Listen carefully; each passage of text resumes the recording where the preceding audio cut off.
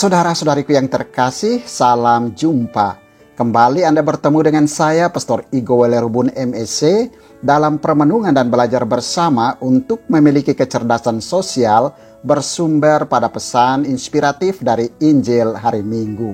Minggu tanggal 4 Juli 2021, hari Minggu biasa ke-14. Injil Markus pasal 6 ayat 1 sampai dengan 6. Penginjil Markus mencatat, lalu mereka kecewa dan menolak dia. Maka Yesus berkata kepada mereka, seorang nabi dihormati di mana-mana, kecuali di tempat asalnya sendiri, di antara kaum keluarganya dan di rumahnya. Maka Yesus tidak mengadakan satu mujizat pun di sana, kecuali menyembuhkan beberapa orang sakit dengan meletakkan tangannya atas mereka. Seperti biasa, pertanyaannya adalah, pesan inspiratif apa yang dapat kita ambil dari Injil dan Sabda Yesus hari ini sebagai bahan ajar kita dalam proses belajar untuk memiliki kecerdasan sosial? Saya seperti biasa juga membatasi diri untuk hanya mengambil 3 pesan inspiratif saja. Bagi saya, pesan inspiratif pertama adalah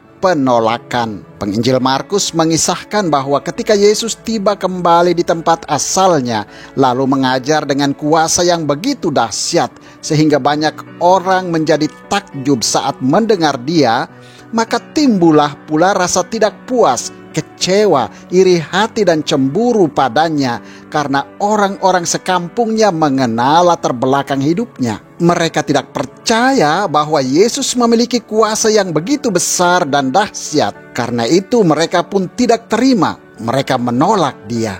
Penolakan merupakan sebuah pengalaman manusiawi yang wajar. Hampir semua manusia pernah mengalami dan merasakan yang namanya ditolak. Bahkan ditolak oleh orang-orang yang dekat, orang-orang yang dicintai. Penolakan memang menyakitkan, membuat orang yang ditolak merasa sakit, bahkan mungkin merasa seperti tersengat, hilang orientasi, sudah berakhir hidup ini saat dicampakkan.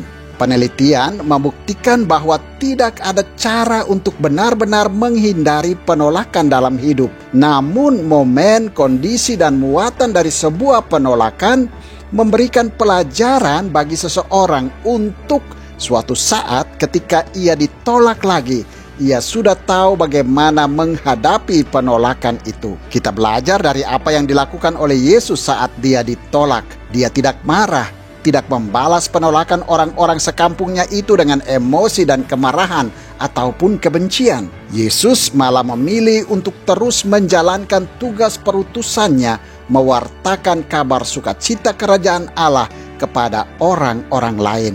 Yesus lalu berkeliling dari desa ke desa sambil mengajar.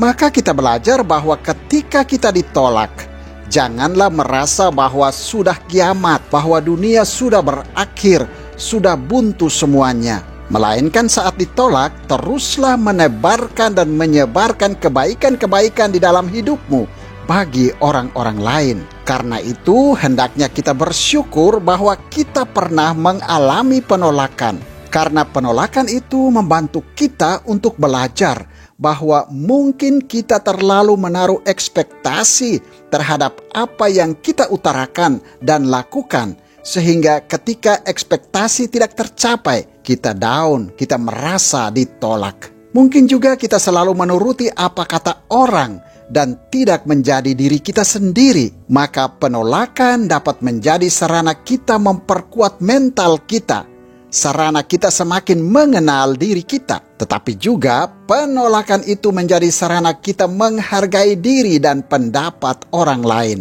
Penolakan bisa menjadi pintu masuk untuk menuju kesuksesan.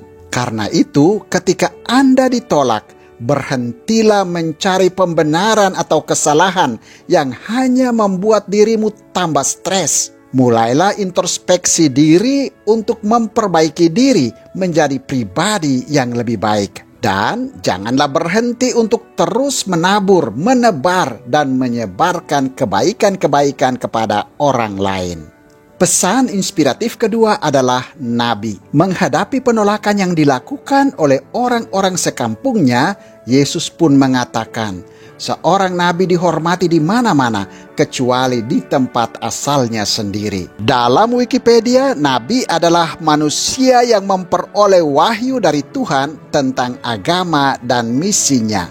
Sementara dalam tradisi Yahudi dan kekristenan, nabi adalah pemimpin umat yang dipanggil Allah untuk memperingatkan mereka agar tidak menyimpang dari perintah-perintah Allah. Secara populer, nabi adalah utusan Tuhan kepada umatnya untuk menyampaikan dan mengajarkan firman Tuhan. Fungsi seorang nabi adalah sebagai corong, pewarta firman Tuhan. Dalam pewartaannya itu, seorang nabi terpanggil untuk menjelaskan kebenaran firman Tuhan, menasehati, meluruskan, memperingatkan umat agar tetap berjalan di jalan Tuhan dan tidak menyimpang dari perintah-perintah Allah. Tentu dalam melaksanakan tugas panggilan seperti ini, ada juga umat Tuhan yang tidak senang, tidak suka, bahkan menolak sang nabi tersebut. Namun sebagai utusan Tuhan,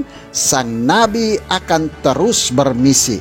Kita yang telah dibaptis juga telah terikat dalam 3 tugas Yesus, yakni menjadi imam, nabi, dan raja. Karena itu, kita yang telah dibaptis perlu melakonkan fungsi atau tugas sebagai seorang nabi pula. Dan mungkin dalam melaksanakan tugas sebagai seorang nabi, kita dihina, dicerca, diejek, dibenci, bahkan ditolak. Tetapi hari ini, Yesus mengajarkan kepada kita untuk teruslah mewartakan dan mengajarkan firman Tuhan, baik lewat kata maupun lewat perbuatan kepada siapapun.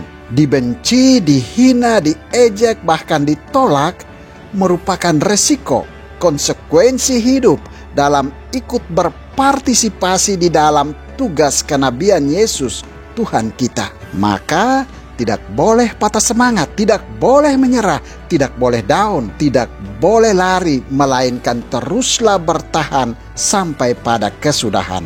Pesan inspiratif ketiga adalah hormat menghormati.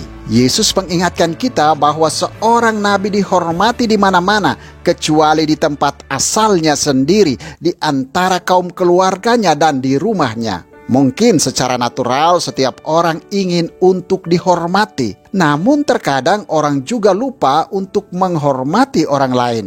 Padahal kalau kita mampu untuk menghormati orang lain terlebih dahulu, maka dengan sendirinya orang lain akan memberikan rasa hormatnya kepada kita. Rasa hormat pada orang lain itu bisa nampak dalam sikap mendengarkan perkataan orang lain, atau bisa nampak juga dengan kebiasaan mengucapkan terima kasih. Kita juga mengalami sebagai rasa hormat orang lain kepada kita ketika orang itu berlaku sopan dan fokus, misalnya ketika dia berbicara kepada kita. Adanya kelekatan pada HP saat ini sering menimbulkan rasa tidak hormat pada lawan bicara yang ada di depan kita, karena misalnya sebentar-sebentar arah pandangannya tengok ke HP, penyakit fabing. Rasa hormat merupakan sikap saling menghargai satu sama lain. Karena itu, rasa hormat merupakan kebajikan yang mendasari tata kerama, berperilaku baik, dan sopan. Maka kita belajar dari Injil hari ini untuk berelasi dengan orang lain.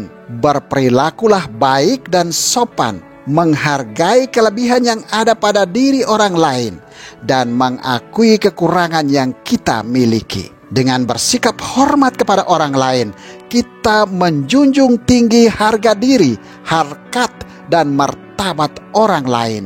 Ada orang bijak yang mengatakan, hargai dan hormati orang lain jika kita ingin dihormati dan dihargai orang lain, serta hormati dan hargai diri sendiri terlebih dahulu, baru kita bisa menghargai dan menghormati orang lain. Tidak menghargai pandangan orang lain dan kesuksesannya adalah ciri dari orang yang berwawasan sempit dan iri hati. Rasa hormat yang kamu berikan kepada orang lain merupakan cerminan rasa hormat yang kamu berikan pada dirimu sendiri. Tuhan memberkati.